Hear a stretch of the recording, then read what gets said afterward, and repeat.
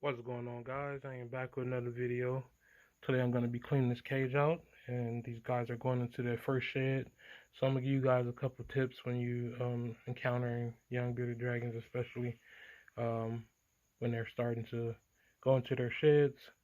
And these guys hatched out on the 18th. Today's the 13th, so in 5 more days they'll be a month old. And like I said, they're going into their first shed a little under 3 weeks. And I have the water sitting right here. And I'm gonna be taking them out one by one. This one you can't really see the shed on them yet. But I'm going to put that one there. That one's a hypotrans dunner. And we have here a translucent G stripe, and this one is shedding, as you can see. But the thing to watch for is the very ends of the tips of the fingers, I mean, and the tip of the tail. What happens sometimes is the shed will break off the full tail, like it did in this case, but it'll stay on the very tip, and that cut off the circulation, and it can make them lose the tip of their toe or tip of their tail. So you want to make sure you break any of that free that's hanging on there. This one not too bad, and I am soaking them to also increase them being able to shed. It softens the skin and allows them to break free. And here we have translucent genetic stripe.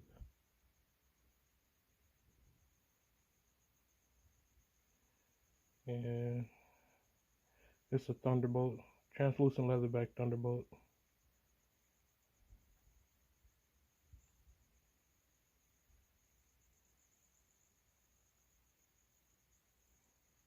This is one of the biggest in the clutch, and you can see on the very tip of his tail is what I'm speaking of. And what you do is you just grab the very tip of the tail and you twist it, not with a lot of pressure, just enough to break it off. Let me see if I can set the camera up so you guys can see that. Okay, so like I said, you pay attention to the tips of the tails. You can see that shed on the very tip. And if you leave that on there, the body is growing. That old skin will act like a rubber band will be if you left it on your finger or anything cutting off the circulation. If you continue to leave it on there, or it doesn't fall off on its own. So what you do is you just pinch it a little bit like this and twist it, and it breaks it off.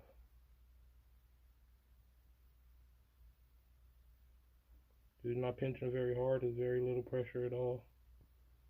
And it's just to break it loose. Now it's gone. So very little bit left, but it's not surrounded it anymore. So it's not going to cut off the circulation. But you can see there. You can also see the shed on my finger that was on there. But yeah, that's the translucent G stripe. I love the head pattern. It's like a skull type thing going on. Like you can see the bones or something through the skin. You can see the body hasn't shed yet, but the tail has. This guy's been staying pretty dark. I don't know if it's gonna pick up any color. You don't have any color near his ears or anything like that, so it may stay this color. I'll let you guys. I can see a little bit color on the head through the shed, but once he fully sheds out, I'll let you guys see him again. Okay, what do we have next? We got this hypo starting to shed his body. Tip of the tail needs to be done as well. And I do that same. Come here.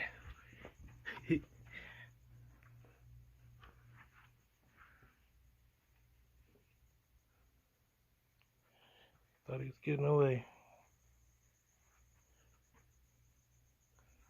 But like I said, you do the same thing.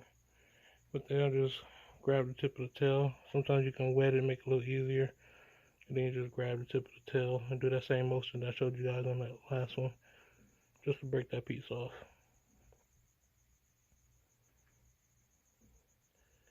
And that was done.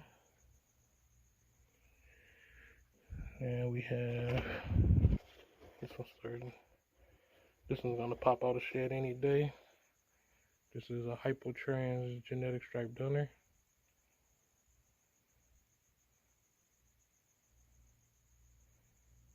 The tip of the tail is good. Yeah, this one's gonna shed out any day now.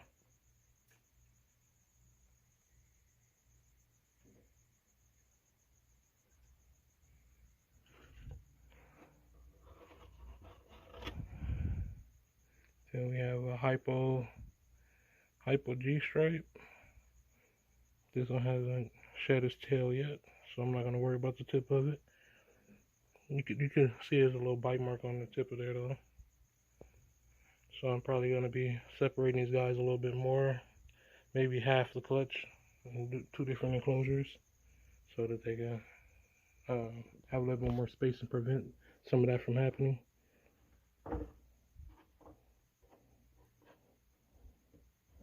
I'm actually not going to clean the cage tonight. I'm going to probably do it in the morning. There's still a lot of crickets running free in here, so I'm going to let them clean it up a little bit themselves with the crickets, and then clean it once there's less crickets in here, so I don't have to worry about catching them. Here we have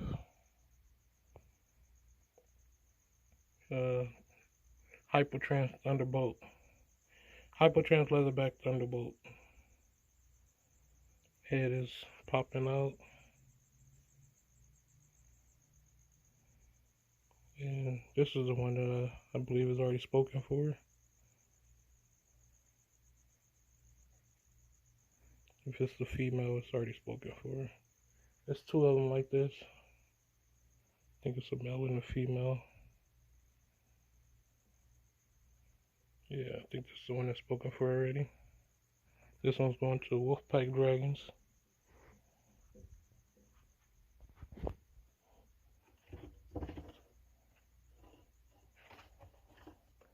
This one is G-Stripe Dunner.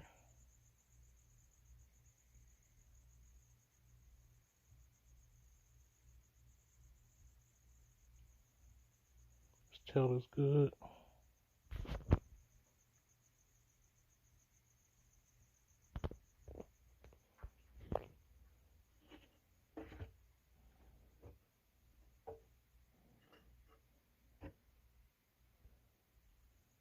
Cage needs to be cleaned, but like I said, I want to get rid of it. I'll clean it tomorrow for sure. Just want to let them get some of those crickets up themselves so I don't have to be chasing crickets. But this one is Hypotrans G-Stripe Dunner, normal scale. So the same as the last one, without it's not a Thunderbolt. So I think it's, like I said, I believe Thunderbolt is like a super form of genetic stripe. So this will be 1 copy of genetic stripe instead of 2 copies. Let's see. And this is, I cleaned this yesterday morning and it's already this dirty. So imagine having multiple clutches at a time. It's very, very time consuming. The reason I had to let go of my collection.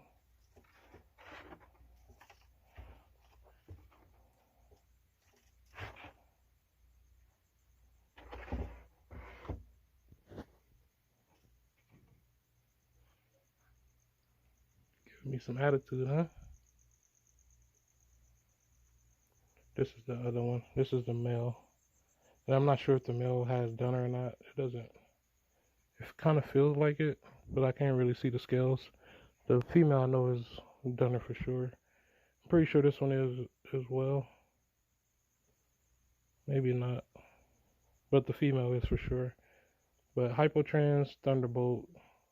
Hypotrans Leatherback Thunderbolt. All these guys are 50% possible head width bled. Anything that's not visual hypo is 100% head hypo. Anything not trans is 100% head trans.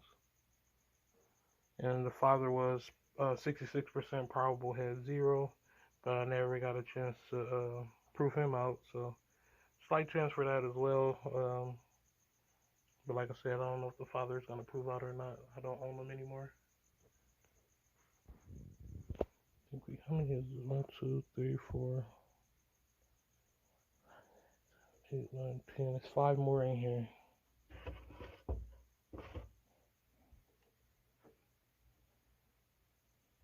This is probably my favorite one.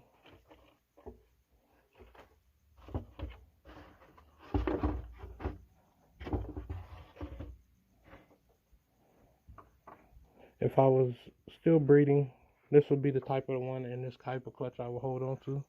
I would probably hold those on because it's my first time making those. But as far as future breeding, this one may be more powerful. It's going to carry the same thing as the visual trans, but you can breed it to a trans or a het trans. You can't breed the trans to another trans. So this would be more the route that I would keep if I was going to be continue breeding. This would probably be a holdback for me. Nice little leatherback Dunner genetic stripe, and I believe it has the cat eyes. It does.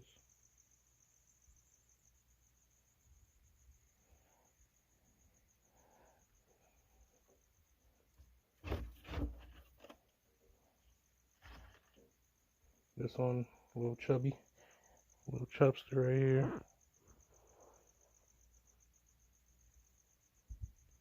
This one is translucent G-stripe Dunner, 100% head hypo, 50% possible head width bled. And the reason I'm not bringing up the zero on everyone is because it's a chance that the father didn't carry it. It's more likely that he would than he wouldn't, but it is still a possibility that he could have not carried it. And we got this one, which is just a translucent, 100% head hypo.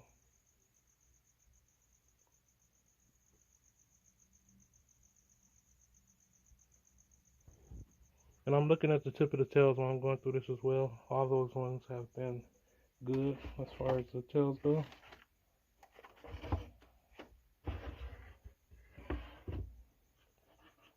I think there's one more in here.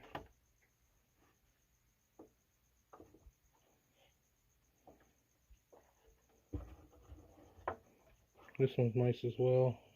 This one is a visual trans, but it has a different look to them. It's also a leatherback.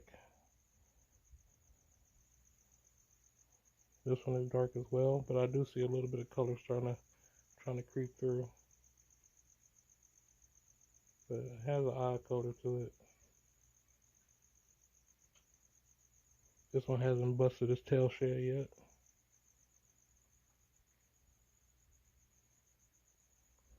But when you guys are buying dragons, like from pet stores and stuff like that, or if you go to a reptile show, you want to look for the ones that are very active, and you want to look in this area right here on an animal. You shouldn't see any bones or any parts sinking in. It should be nice and full like you see here.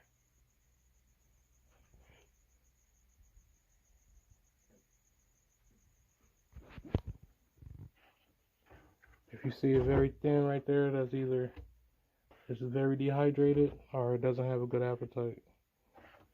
So not appetite could be signs of parasites or something like that that you don't want to have to deal with it.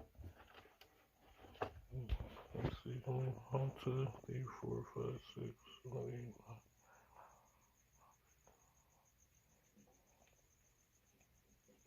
9. 1, 2, 3, 4, 5, 6, 7, 8, 9, 10, 11, 12, 13, 14. I think it's one more.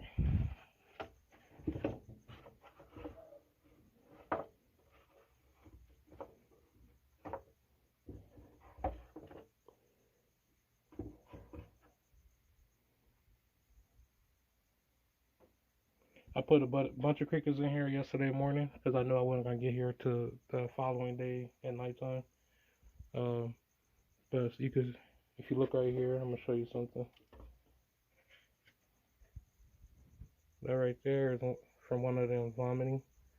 It can happen when they eat too much and don't have time to digest it. So they probably ate close to the time when the lights was going off and didn't have a chance to digest it before the lights went out. So ideally, if I had more time, I always feed multiple small meals versus one big meal like I'm doing right now. Was it just 14?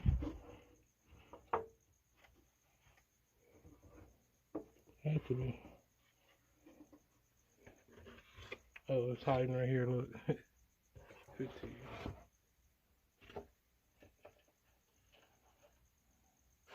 And this one shed his head out.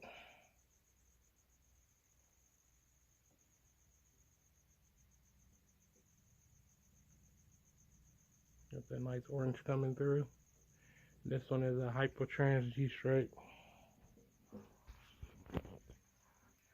So that one needs to tip his tail down.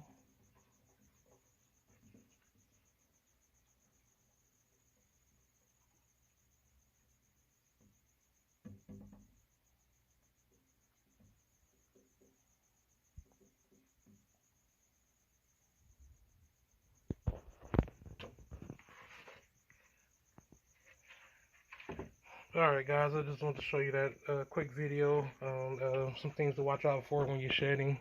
When you have especially baby bearded dragons that are shedding, it's easy for you to not see that on the very tip of their tail and end up with a pinched tail, or it looked like it's been nipped by a clutch mate, but in fact there's just been the circulation been cut off in it, and it just couldn't get blood to that part of the body.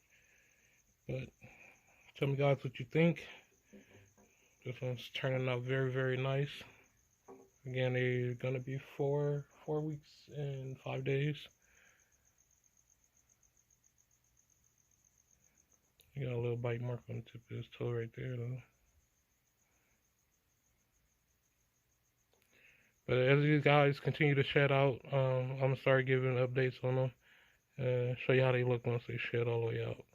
And I do this soaking probably every other day while they're in shed, and I do it every time that I clean the cage out, just to make sure they hydrate, and I get a good look at them and see what's what and what I need to do.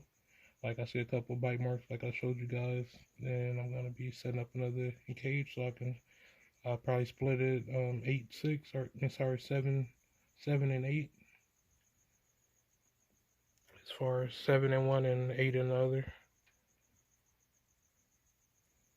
But yeah, like I said, this one right here probably would have been my keeper. I'm pretty sure more orange is gonna come through. It's gonna have a mellow background with orange highlights, and white stripes are gonna stay white. You can see that orange coming in for sure. See that? It's gonna look so dope. So that one is again is a hypo leatherback dunner, hypo leatherback G-stripe dunner, 100% head trans. Then this one is one of the biggest ones in the clutch, and it's the darkest one. I don't know what it's gonna look like when it come out of shed. But look right here, it's like 2 different tones. The shed must be only this far up. See the 2 different shades from there to there.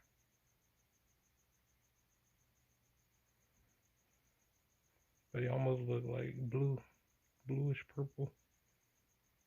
Very nice trans. And it's a male for sure.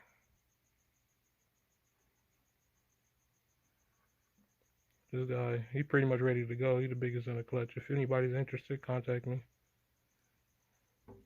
I'm not keeping any of these guys. Like I said, I'll be out of bearded dragons for maybe 2 years, hopefully less.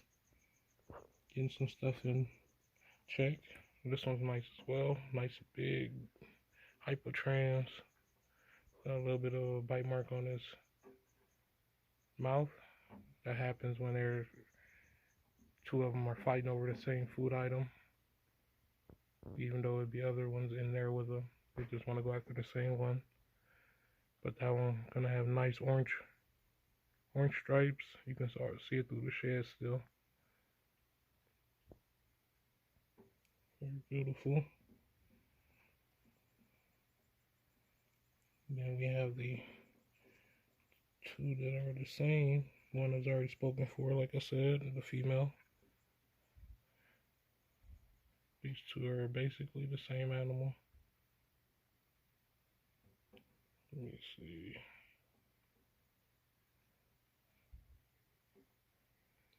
But the one on the right, the stripe are a little bit more muted, and that's the female. And she's a dunner, so that probably has something to do with it. Can't wait to see these guys fully out of shed.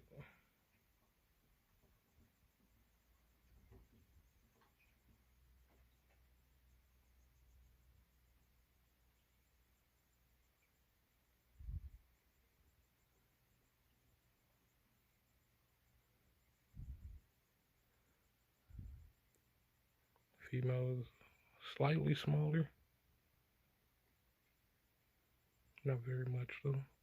Looks like she has a longer torso than a male, but the male has a longer tail.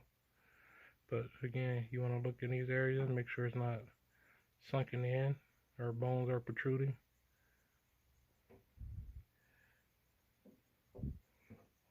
This one's nice too. These guys are also low content hybrids as well. And if you're new to the channel, when I say low content hybrid, that means there's two different, well, it's more than two, but there's two main bearded dragons in Australia. There's Central and Eastern. The Central is the one that you see most often, the Pagona viticeps, and then the Eastern is Pagona barbata. And the father was 1/8 hybrid. So these guys are low content hybrids, so they do have some mixture in the background of them. Sometimes they give them like more pronounced spikes, different head shapes. Sometimes it affects the pattern a little bit, but I have a lot of pattern changing genes in this breeding, so you won't really see it that much in these guys. I have genetic stripe, dunner, leatherback. Leatherback kind of changes pattern. Well, the way the pattern looks, because it's more clear, more of a clear view on the leatherbacks.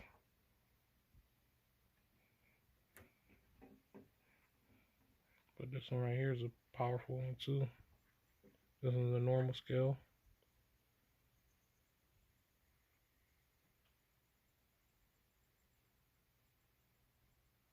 Trying to make the camera focus. I don't know how long it's been blurry. I was looking at them instead of the camera. So if it's been blurry for a while, sorry about that, guys.